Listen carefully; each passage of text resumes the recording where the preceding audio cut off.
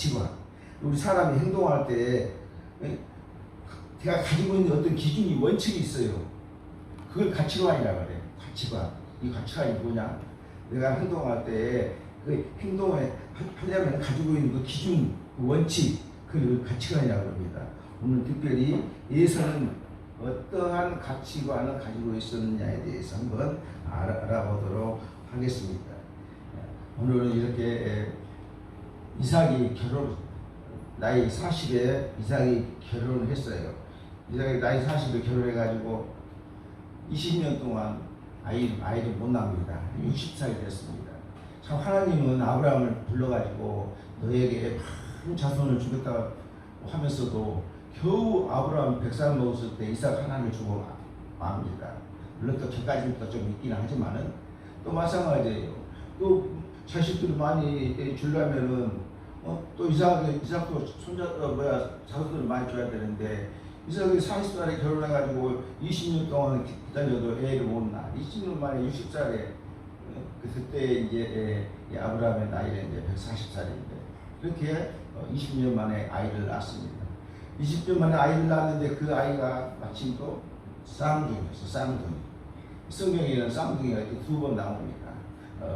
유다의 며느리 다말이 이게 쌍둥이가 나타나는 아이가 나오고 또 오늘 이렇게 쌍둥이가 나왔단 말이 나오는데 두 쌍둥이를 낳게 됩니다. 그 중에서 큰 놈이 에서 먼저 나왔죠. 그러니까 나중에 나온 애가 이제 이렇게 야곱 이렇게 두 쌍둥이를 낳게 됩니다. 오늘 이 말씀 중에서 19절에 보니까 아브라함이 아주 이삭의 족보는 이를 하니라. 아브라함이 이삭을 낳고 지금 언약의 자손이 지금 이미 이제 아브라함은 175세에 죽었습니다.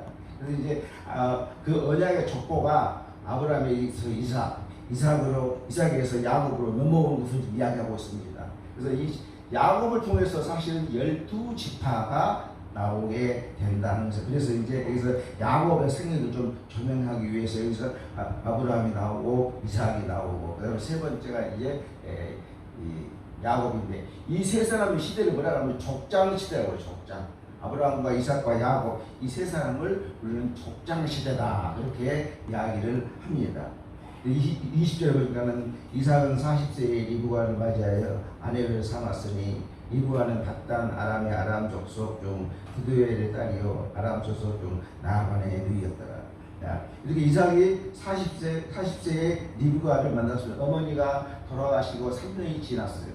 3년상을 다 모시고 나서 이제 이 이삭이 결혼하는데 그때가 이제 자기 아버지 나이 아브라함은 이때 140세라고 그랬습니다.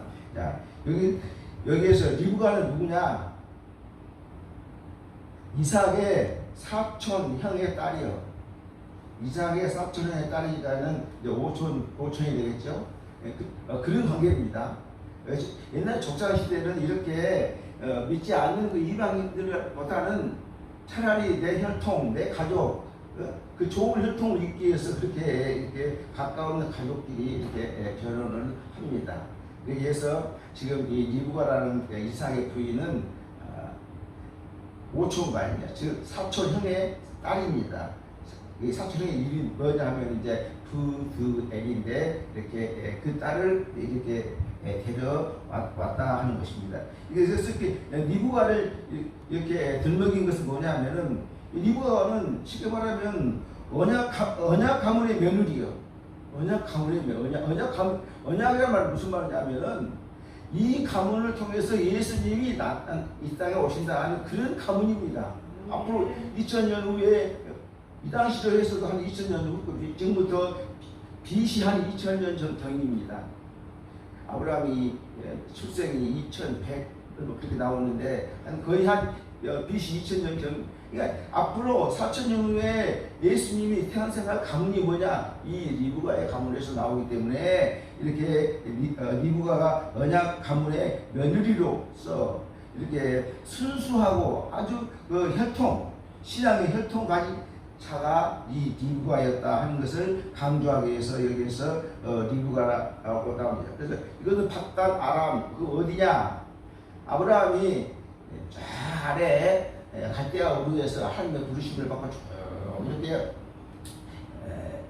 강을 따라서 올라가서 이 하란에 머물렀어요. 하란에서 머물렀는데 여기를 바단 아람이라고 해요.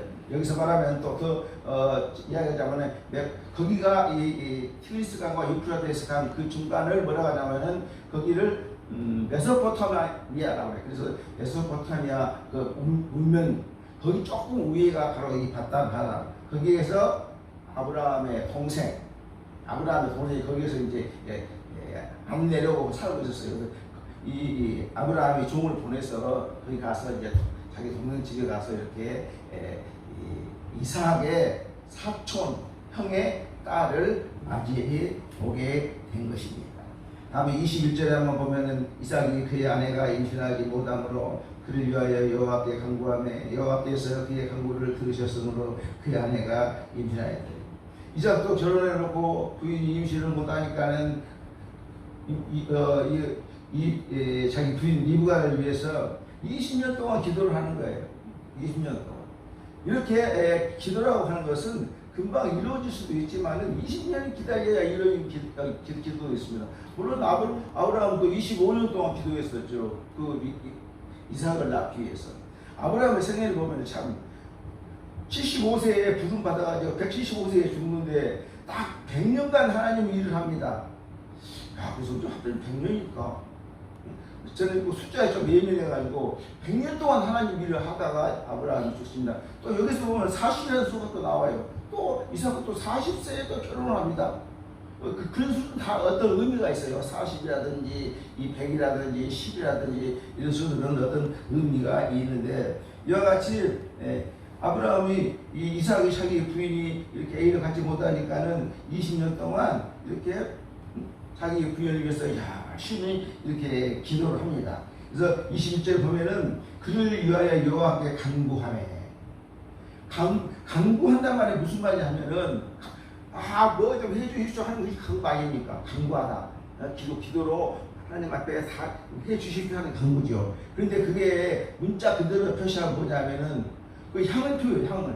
우리 뭐 저기 이렇게 전문가다든지 또는 현충원에 가면 다 향을 피우지요. 왜 향을 피우냐? 이 향의 연기가 자기들이 말하는 신에게 올라가기를 바란다 그 말이에요. 그러니까 이 간구한다는 것은 향을 피우는 것이니까는 이 향의 연기가 하나님 앞에 상달되기를 바랍니다. 그런 의미예요. 그래서 간구하다 그 말은 향을 피우다는 뜻이요. 향을 피운다는 것은 이 향의 연기, 이 향연이 하나님 앞에 올라가기를 바라는 그런 비유의 말씀인 것입니다. 이와 같이 이삭은 간구했습니다. 그래서 이게 40살에 결혼해서 20년 동안이나 계속해서 아이 못 가지니까 이렇게 자기 부인 리브가를 위해서 간구했다고 합니다. 그래서 결국은 60세에 쌍둥이를 얻게 된 것입니다. 자, 우리는 결혼하면 무조건 애 낳은 줄 알죠. 결혼하면. 그런데 지금 여기서 20년 또는 아브라함은 25년인데 그걸 뭐라고 그러냐면은 자연스러운 결과라고 그러죠. 자연스러운 결과라고 그러는데 여기에서 뭐냐면은 이 아브라함이나 이삭은 그 자연스러운 결과가 아닙니다. 그 아이들은 하나님의 섭리에 의해서 났다는 거예요. 하나님이 주셔서 섭리에서 하나님의 섭리에서 온 결과, 즉 은총의 선물이다. 특히 우리 예수 믿는 사람들은 우리 자녀가 갔을 때 그 자녀를 정말로 하나님이 섭리로 은총을 주셨다 하는 것을 우리는 고맙게 생각을 해야 될 줄로 믿습니다. 22절에 봅니다. 22절에 그 아들들이 그의 태 속에서 서로 싸우느니라. 그가 이르되 이럴 경우에는 내가 어찌하고 가서 여호와께 묻자오되. 아니 이 아이들이 아들들이 얼씨나 쌍둥이가 그 속에 들어있었습니다. 그 태 속에서 서로 싸우느니라. 애가 하나만 그 속에 들어서 바로 차고 하면은 이 산모들은 힘들어하죠. 그런데 이 둘이서 얼마나 이 자기 탓을 하는 건지 둘이 지금 말하면 치고받고 했다는 거예요. 지금 말하면 이 두 아이가 뱃속에서 벌써부터 이 두 아이가 그런 느낌이 왔다는 것이죠. 그렇게 마음이 뱃속에서 아이들이 움직였다는 것이죠. 강력하게 이렇게 안에서 막 싸우는 것을 이 리브가가 느꼈다는 겁니다. 이게 하나님의 은총으로 잉태한 이 뱃속의 이 아이들이 정상적인 행동을 해야 될 텐데 이렇게 여동치고 그러니까 야, 하나님이 주신 자신이 달렸는데 왜 이렇게 뱃속에서 싸우고 엄마를 이렇게 힘들게 할까 하면서 니부가가 생각합니다. 이럴 경우에는 내가 어찌할꼬? 이렇게 애들이 뱃속에서 난리를 치고 있고 내가 살기 우리 아프게 한데 이럴 땐 도대체 어떻게 할까? 그렇게 하나님 앞에 기도합니다. 이렇게 이제 이 니부가가. 자, 그러면 이렇게 니부가가 소리 높여서 이렇게 애들이 요동치는 것을 보고는 크게 외칩니다. 자, 그 뜻이 뭐냐? 정말로 나는 어떻게 이 아픈데 이 고통을 어떻게 참습니까? 하나님은 그 뜻입니다. 또 하나는 뭐냐? 하나님의 은총으로 이 아이들이 뱃속에 있었는데 이놈들이 앞으로 태어나면 어떻게 살겠습니까? 벌써 그것까지 생각하는 거예요. 내가 뱃속에서 아픔을 참겠는데 이놈들이 태어나면 이 형제간에 얼마나 많이 싸우겠습니까? 이런 것에 이제 걱정이 돼가지고 리브가가 하나님 앞에 기도 드린 것입니다. 하여튼 리브가는 이렇게 이 뱃속에 있는 아이들이 이렇게 너무나 활동을 하니까 자기가 육체적인 고통, 그러한 심리적인 고통에 쌓이는 것을 알았습니다. 그래서 여호와한테 묻습니다. 하나님 앞에. 아마 이런 물을 때는 무슨 기도하는 가운데 하나님이 말할 수도 있을 것이고 선지자한테 가서 물어봐서 이거 어떻게 합니까 물어봐서 그 내용을 아마 알았든지 이 둘 중에 하나인 것입니다. 여기는 우리는 정말 여기에서 이 리브가가 여호와에게 묻자온데 우리 예수 믿는 사람들은 어떤 일이든 간에 하나님께 물어야 돼. 오늘 이 리브가도 자기 혼자 끙끙한 거 아니라 하나님께 물어보는 거예요. 어떻게 합니까? 물어보는 거예요. 이것은 뭡니까? 리브가는 매사에 하나님을 의지하고 하나님의 뜻을 물어가면서 순종하는 사람이었다는 거예요. 그래서 믿음과 기도의 이러한 여인이었다는 것을 알 수 있다는 거예요. 그러니까 여러분들 무슨 일이 있을 때 항상 여호와한테 물어보시기 바랍니다. 기도하는 가운데 하나님의 음성을 듣고 기도하는 가운데 내 마음이 쏠리는 그것으로 행동을 해야 된다. 이 리브가처럼. 그러면서 23절에 봅니다. 여호와께서 그에게 이르시되 이제 하나님께서 리브가한테 이야기하는 거예요. 두 부민이 내 태중에 있구나. 두 민족이 내 복중에서 나누리라. 이 족속이 저 족속보다 강하겠고 큰 자가 어린 자를 섬기리라 하셨더라. 하나님께서 야, 네 뱃속에 두 애기 있는데 얘들이 나면은 앞으로 두 나라, 두 민족이 돼. 그리고 또 큰 놈, 즉 예서지요. 큰 놈은 작은 놈, 즉 야곱이죠. 큰 놈이 작은 놈을 섬기리라. 큰 자는 이 예서는 거기에서 나중에 이 예서는 그 후손들이 이제 에돔 족속이라고 이야기를 합니다. 그리고 이 야곱의 후손들은 뭐냐? 이스라엘이라고 그래요. 그래서 결국은 이스라엘 족속, 즉 야곱의 이 차자, 즉 둘째가 차자인 이 야곱의 족속 이스라엘이 즉 이 에서의 족속 에돔 족속을 다 이렇게 싸워서 이기고 그다음에 지배할 것이다. 하나님께서 그와 같은 말씀을 해 주신 것을 알 수 있습니다. 이렇게 내 벽중에서 두 민족이 나눈다는 거예요. 그래서 이 뱃속에 있는 이 두 아이는 이렇게 장차 숙명적으로 서로 반목하고 갈등하고 적대 불화관계에 놓이게 될 것을 알 수 있습니다. 지금 보세요. 다 중동지방은 서로가 다 적대적입니다. 사실 중동지방에 하나님이 얼마나 그 땅을 축복해 줬습니까? 아니 우리 물 나오는 것처럼 서기가 펄펄펄펄 나와요. 그러니 그 축복 얼마나 축복된 땅입니까? 그런데 그 축복된 땅을 하나님 주셨는데 지금 예수 믿는 사람 있습니까? 저 중동 땅에 없어요. 이제 이러다 보면 앞으로 지금 이제 석유가 앞으로 필요 없게 되는 거예요. 뭐 태양광을 이용하고 전기를 이용하고 물론 석유가 있어서 저기도 일으키겠지만은 이제 석유가 계속 석유량이 줄어나가면은 저 나라들은 어떻게 합니까? 지금 석유가 많이 나가는 중에서도 아주 못 사는 나라들도 많이 있습니다. 하나님께서 축복해주면 그 축복을 다 쉽게 말하면 엎어버려요. 자, 여러 가지 하나님 말씀대로 지금 이 중동지방의 사람들 서로 반목, 갈등, 적대, 불화 하는 것은 성경 말씀은 그대로 나온 거예요. 자, 이렇게 한쪽이 강하다고 그랬죠. 저족속보다 이족속보다 저족속 강하고 강하다. 큰 자가 작은 자를 결국은 섬긴다. 그런 그 말씀인 것입니다. 애언의 말씀입니다. 나중에 보면 그대로 됩니다. 애언 그대로. 그 다음에 이제 24절 한번 봅니다. 그 해상 기한이 천재 태에 쌍둥이가 있었는데, 해상 기한이 타서 이제 태에 쌍둥이가 있었다는 거예요. 쌍둥이는 방금도 얘기했지만 이렇게 신성경에서 이삭이 에서와 야곱을 낳고 또 유다의 며느리 다말이 쌍둥이가 낳았는데 베레스와 세라라는 쌍둥이를 낳은 것입니다. 25절에 갑니다. 25절 먼저 나온 자는 붉고 전신이 털옷 같아서 이름을 예서라했다. 예서라는 이름 말 그대로 그 털이 몸에 많이 있었다는 거예요. 그 털색이 아마 먼저 나온 자는 붉고 전신이 몸이 붉었다. 그리고 전신이 털옷 같아서 이름을 예서라 했다. 털로 가득 차 있었다. 그런 이야기입니다. 자, 이렇게 예서는 전신이 붉은 털이 나 있었다는 것입니다. 붉은 전서에 우리가 이 몸에 털 있는 거다 없는 거다 우리가 보면 어떻게 느낍니까? 그 서양인들은 그냥 털이 이렇게 나죠. 운동선수들 보면 몸에 털이 많이 나 있으면은 참 야성적이다. 참 멋있다. 혈기 있다. 참 유격적이다. 그렇게 느끼고 털이 없고 그냥 밋밋하면은 별로 어떤 그 사람의 강함을 못 느끼지 않습니까?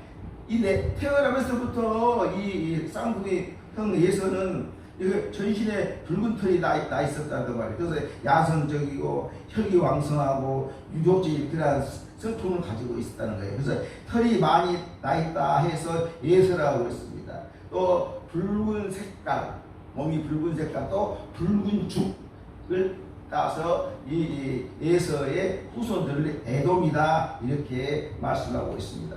26절에 후에 나온 아우는 손으로 예서의 발꿈치를 잡았으므로 그 이름을 야곱이라 하였으며 리브가가 그를 낳을 때에 이삭이 60세더라. 여기에서 그 후에 이제 먼저 큰 놈 예서가 나왔을 거 아닙니까? 그 다음에 이제 동생 야곱이 나오는데 손으로 예서의 발꿈치를 잡았더라 하는 것은 꼭 잡고 나온 것이 아닙니다. 이걸 뭘 의미하냐면은 이건 의학적으로 생리적으로 기현상을 묘사하는 것이 아니라 예서와 야곱의 모습, 향후 하나님의 섭리에 따라서 이루어질 것을 계시해 주는 것이지 꼭 물론 그렇게도 이야기합니다. 형이 예서가 나가니까 먼저 나니까 야곱이 잡았다 그랬어요. 왜 야곱이 먼저 나가고 싶으니까 먼저 나온 사람이 장자 아닙니까? 그러니까 지가 먼저 나와야 되니까 자기가 발목 잡고 못 나가겠다. 이제 그렇게 이야기하는데 이것은 그렇게 했겠습니까? 그 애기가 그 속에서 발목 잡았겠습니까? 이것은 단지 앞으로 향후 하나님의 섭리가 그대로 이 두 사람은 그러한 서로 반목 관계, 갈등 관계, 대립 관계가 앞으로 있을 것이다 하는 것을 여기에서 이 말씀이 말씀해 주고 있는 것입니다. 그래서 이 야곱이라는 이름을 발꿈치를 잡는 자, 여기 있는 것처럼 발꿈치를 잡는 자다, 야곱이라는 뜻이 그러한 뜻입니다. 그래서 야곱이라는 이름은 실제로 그가 태어난 상황을 묘사했을 뿐만 아니라 또한 교활하고 속임수 많은 야곱의 초창기의 성격을 암시해 주는 것이에요. 꼭 발목을 잡은 것이 아니라 그렇게 야곱의 성격은 초창기에는 교활하고 나중에 보면 야곱 참 교활합니다. 형 속여버립니다. 속임수 그런 것들을 계시하기 위한 그러한 말씀이다 하는 것입니다. 이렇게 그렇지만 이렇게 나중에 야곱은 이렇게 발목을 자기가 먼저 나오겠다고 발목을 휘어 잡은 거예요. 이렇게 발목을 휘어 잡은다고 하는 것은 자기가 내가 장자하겠다는 것이죠. 교환하고 속임수 이렇게 초창기에 그런 성격을 가지고 있는데 결국은 야곱은 이러한 잘못 때문에 20년 동안 자기 외삼촌 자기 외삼촌 집에 가서 20년 동안 종살이를 하게 된 거예요. 물론 뭐 자녀 많이 나가지고 돌아오긴 했지만은 그러한 고통을 겪고 나서 그때 이제 야곱은 내가 하나님하고 싸워서 이겼다. 이스라엘이라는 말은 하나님과 싸워서 이겼다는 뜻이에요. 누가 하나님하고 싸워서 이길 자가 있습니까? 그런데 야곱은 하나님하고 싸워서 이겼다는 거예요. 무슨 말이냐? 기도를 했는데 내 기도를 들어줄 때까지 나는 놓지 않겠습니다. 그 말이에요. 그래서 하나님께서 그 기도를 들어줬어요. 그래서 여기서 이스라엘, 야곱 이름이 이스라엘로 바뀌는데 이 이름은 이제 앞으로 이스라엘이라고 해라. 왜? 너는 나한테 그 기도에 나한테 매달려가지고 이 기도가 이루어졌기 때문에 이름을 이스라엘이라 해라. 이렇게 말씀이 있습니다. 자, 이렇게 그때의 이삭이 나이가 60세다 이렇게 이야기했습니다. 이렇게 이삭은 끊임없는 믿음, 20년 동안 아브라함은 25년 동안 끊임없는 믿음, 간구, 이렇게 여호와의 섭리와 하나님의 은총 아래 이러한 귀한 자녀를 갖게 된 것입니다. 이제 우리는 27절부터 34절까지 이제 예서에 관한 이야기가 나옵니다. 여기에서 이제 오늘 말씀처럼 예서의 가치관이 어떻습니까? 이 가치관이라는 것은 내가 어떤 일을 할 때, 내가 행동을 할 때 그 행동에 대한 원칙이 뭐냐? 어떤 기본적인 원칙을 가지고 어떤 일을 하느냐? 자, 이제 27절 봅니다. 그 아이들이 장성함에 예서는 익숙한 사냥꾼이었으므로 들사람이 되고 야곱은 조용한 사람이었으므로 장막이 되고 두 애가 커가지고 큰 놈 에서는 들사람은 농부가 아니라 들에 돌아다니면서 사냥을 해가지고 고기를 잡아서 갖다가 아버지한테 진상을 해. 그러니 이삭은 고기만 갖다가 아버지한테 진상을 하니 얼마나 좋아했겠습니까? 아버지는 이 큰 놈 예서를 엄청나게 사랑을 했어요. 그런데 이 작은 야곱은 집에서 있으면서 엄마 일을 도와주면서 집안일을 하면서 또 엄마에게 하나님 말씀도 듣고 또 신앙의 교육을 받았어. 이 들사람인 이 예서는 맨날 바깥에 다니고 사냥만 하니까 신앙 교육을 못 받는 거예요. 어떤 신앙을 통해서 감동을 못 받는 거예요. 이제 여기 이렇게 차이가 나는 거예요. 이게 부모가 이렇게 편해하죠. 부모, 엄마는 이해 좋아하고 아빠는 이해 좋아하고 그럼 되겠습니까? 똑같이 사랑을 해야 되는데 이렇게 부모의 편애에 의해서 결국은 두 아들이 인생이 바뀌어져 버리는 거예요. 예수는 돌아다니다가 신앙교육 하나도 못 받아, 가정교육을 못 받아, 신앙적으로. 야곱은 집에 있어서 계속해서 신앙교육을 성경의 말씀을 들었을 것이고 아버지한테도 들었을 것이고 어머니한테도 들었을 것이고 이러한 상황이 벌어지고 마는 것입니다. 자, 이렇게 후에 나온 후에 26절 후에 나오는 손으로 예서의 껍질을 잡았다고 했죠. 자, 27절에 장성함에 하나는 사냥꾼이 되었고 하나는 집에서 집안일을 하면서 이제 물론 농사 지으면서 부모님 도와주면서 그러한 일을 했다 하는 것입니다. 28절로 갑니다. 이삭은 예서가 사냥한 고기를 좋아하므로 그를 사랑하고 이브가는 야곱을 사랑했다. 왜 그럽니까? 이삭은 아들이 가서 그냥 뭐 맛있는 고기 사냥해가지고 와서 요리해가지고 아버지 드리니까는 아버지가 좋아해서 까입니까? 그래서 아버지는 이렇게 큰 놈, 쌍둥이 중에서 큰 놈 사랑하고 어머니는 야곱을 사랑하였다. 이와 같이 여기에서 부모들이 이 편의 사랑이 여기서 지금 나온다고 하는 것입니다.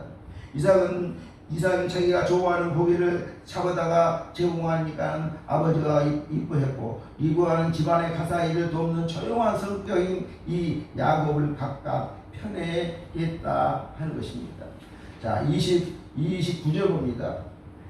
야곱이 죽을 쑤었더니 예서가 들에서 돌아와서 심히 피곤하여, 심히 피곤하다는 말은 힘들기도 하지만 이제 배가 고팠겠지요. 그 말입니다. 29절은 여기에서 지금 집에서 아마도 야곱의 어머니 도와준다고 아마 죽을 쏘았나 봐요. 이 죽은 이 적색 콩, 거기 그 당시에 또 쌀, 양파, 감낭, 기름 그걸 넣어가지고 쓰면 이렇게 우리 팥죽 끓이는 것처럼 그러한 죽이 나온 것 같습니다. 그런 것들 이용해서 죽을 쓰고 있었어요. 지금 28절이죠.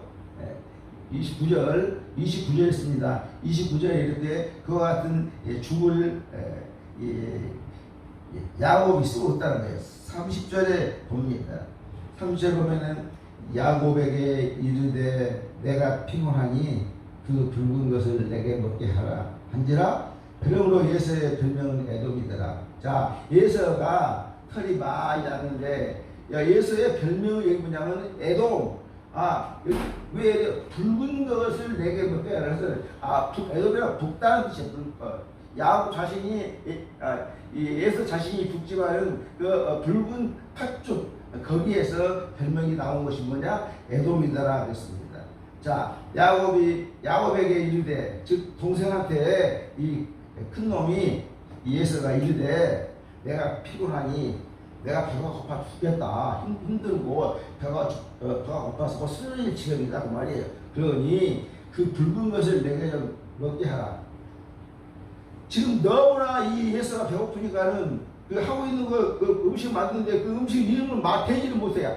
왜? 이런 붉은 팥죽은 거기 팔레스타인 지방에서 평상시에 끓여 먹던 것입니다. 이 원체 배고프다가 야야야 그거 좀 줘.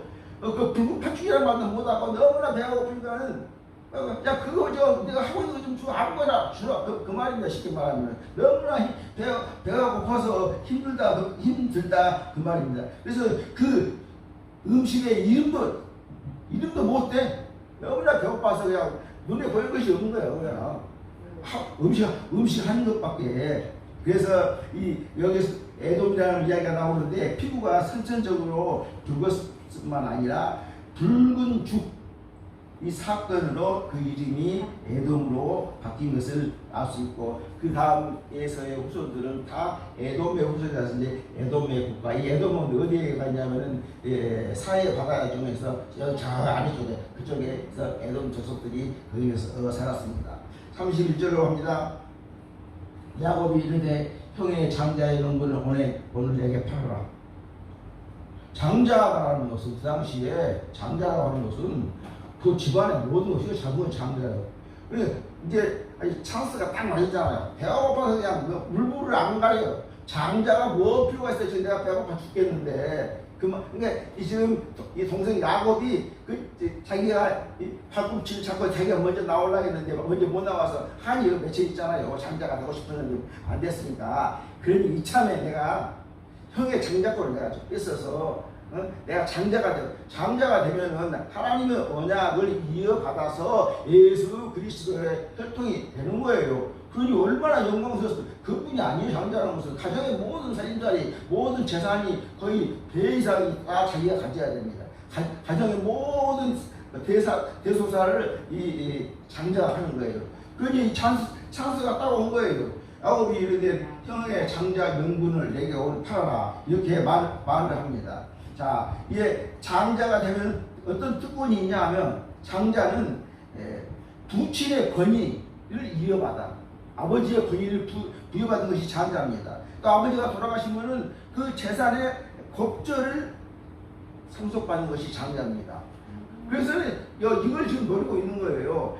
그런데 이 아브라함, 이삭의 장자는 그것보다 더 큰 축복이 있어. 무슨 축복이냐면 영적 특권이 있는 거예요. 무슨 말이야? 그 족속을 통해서 앞으로 4,000년 후에 예수 그리스도가 이 땅에 오신다는 그 영적 축복이 그 장자에서 내려오는 거예요. 그러니까 이것은 부모가 주는 그 물질적이고 재산적인 권위 이거 그것도 있지만은 뭐냐? 가나안 땅을 받게 되는 거야. 앞으로 이 족속이 앞으로 가나안 땅을 하나님이 주시겠다고 하는 가나안 땅을 받을 수 있는 그러한 특권이 있다는 거예요 지금.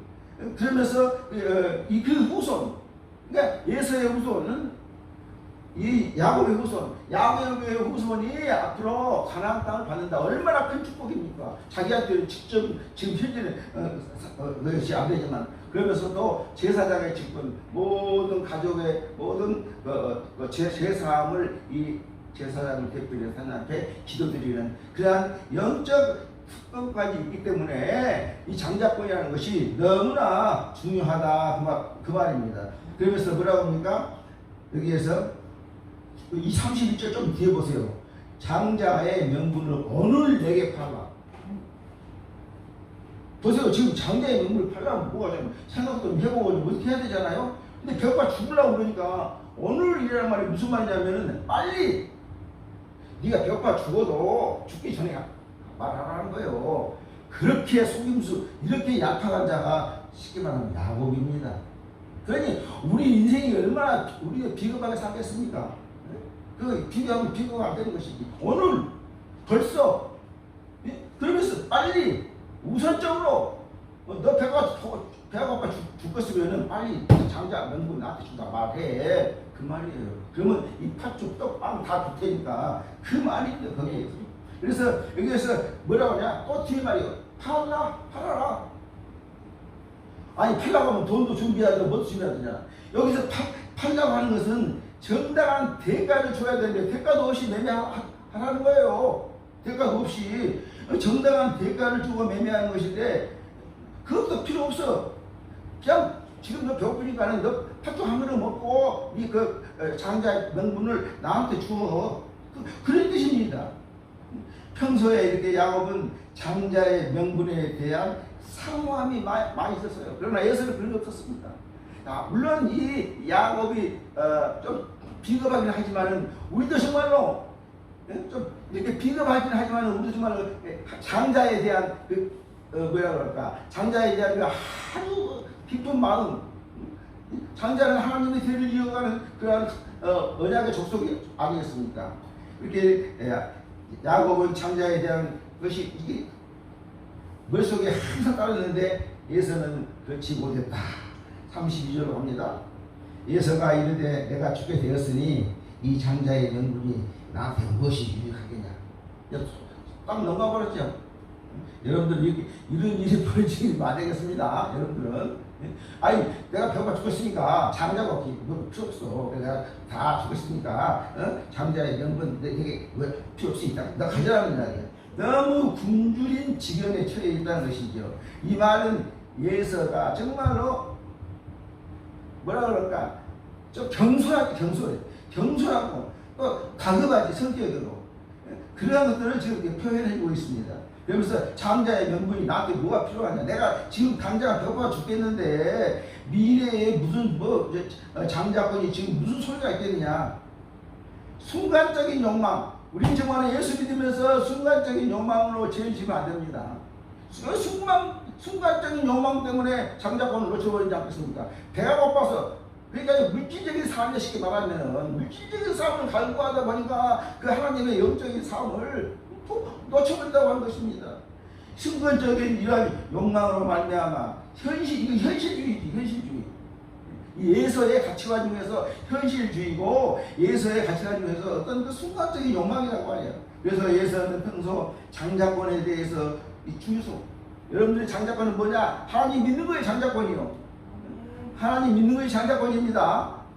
그 믿으시고 정말로 모든 것 어떤 이 예서와 같은 어떤 순간적인 욕망, 현실적인 그 물질적인 욕망에 대해서 넘어가지 말라는 거예요.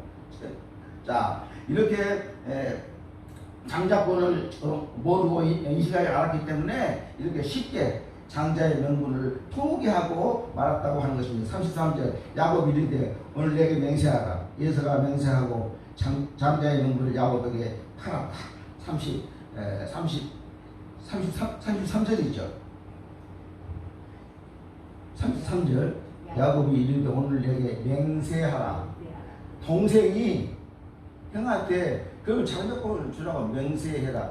맹세하라는 말 뭔 말이냐면요 7번 말하라는 뜻입니다. 그 속에 맹세하라는 것은 그렇지 중요하지 않습니까? 맹세하라는 것은. 근데 그 맹세하라는 뜻이 뭐냐면은 7번 말을 해라.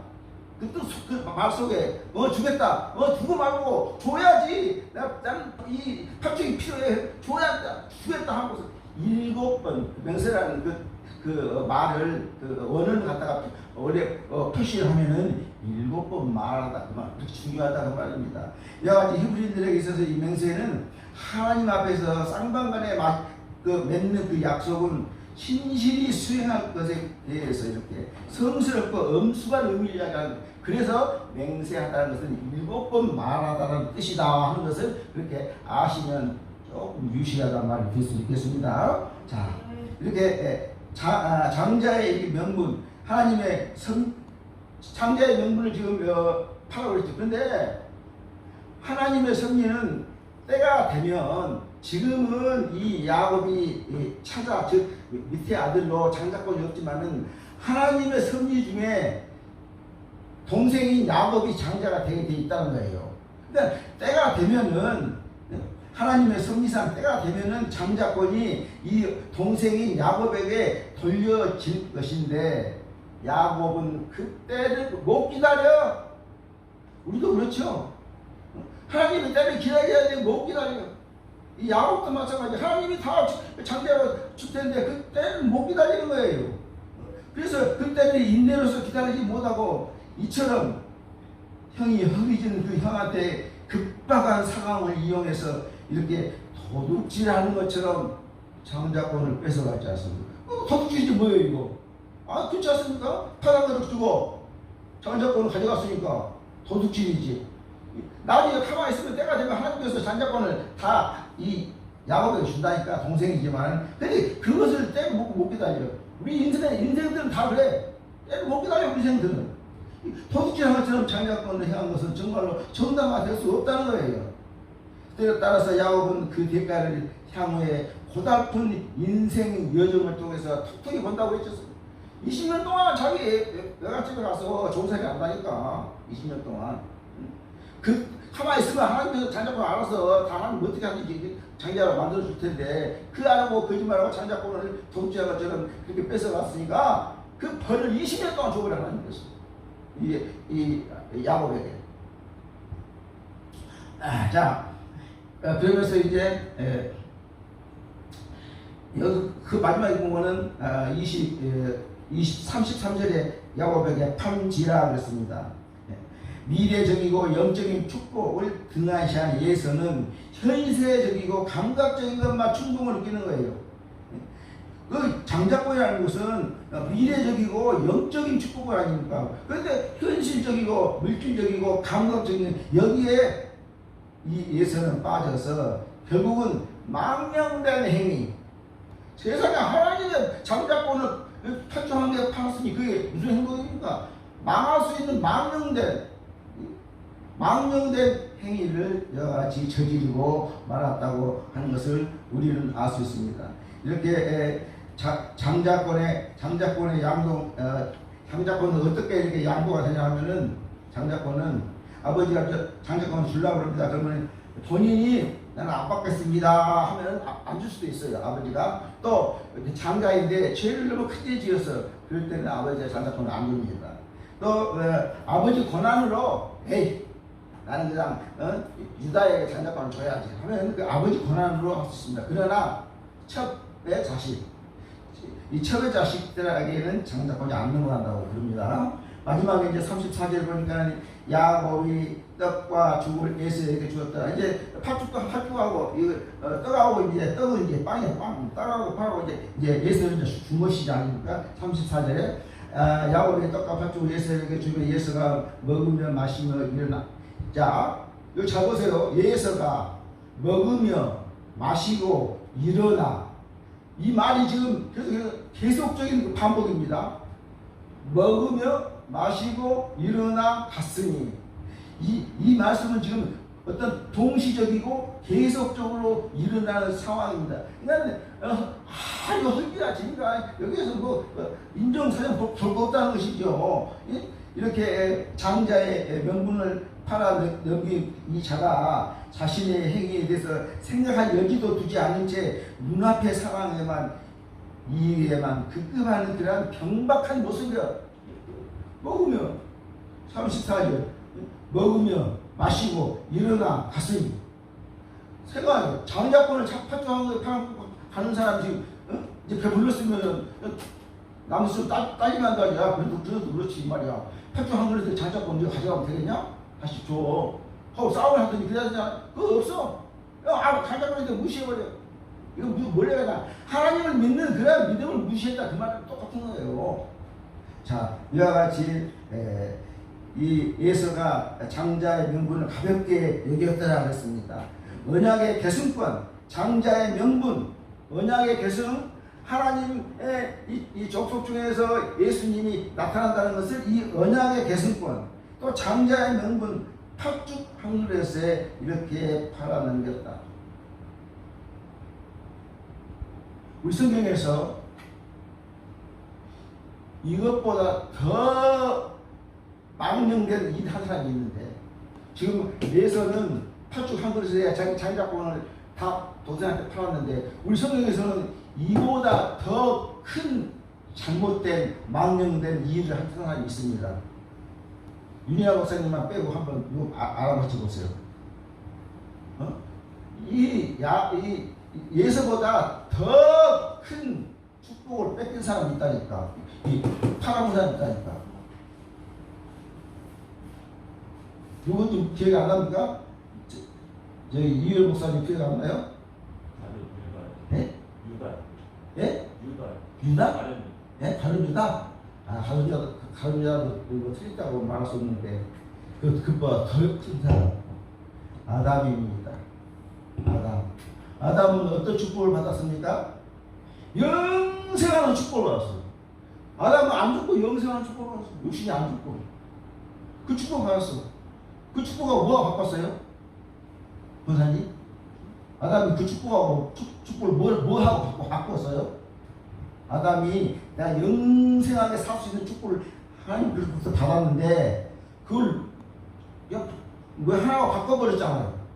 그러니까 결국 영생이 못하잖아요. 뭐하고 바꿨습니까, 아담이? 그게 더 없나? 사과하고 바꿨죠, 사과. 그렇죠. 사과 하나가 바꿔버렸어, 영생을.